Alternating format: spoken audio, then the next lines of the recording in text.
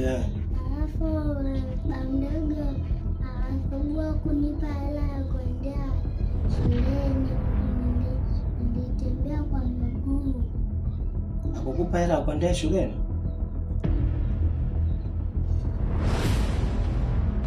Je, ni kweli anachosema Sharukani?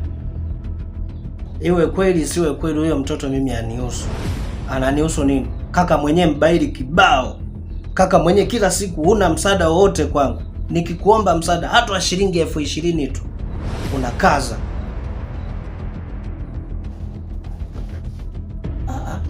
Ndio hivyo.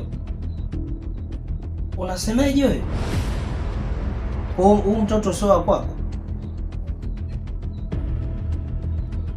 Naomba unisikilize brother. Tena unisikilize kwa makini. Sawa. Kama utaki niendelee kuishi humu ndani, mimi nitaondoka. Kwa kutwa kila siku umezidi kunisema vibaya. Sasa kama unataka niondoe, naondoka. Wewe kama unaondoka, ondoka. Wewe mtu gani usiyekuwa na uelewa? Mtu gani usiyekuwa na shukrani?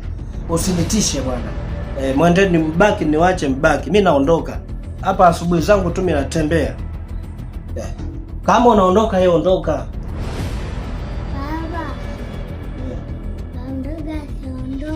Mwache aondoke. Mwache babako mimi niondoke. Mimi naondoka tu, kwani kitu gani bwana? Ndio Kwa nini naondoka? Wewe vipi bwana?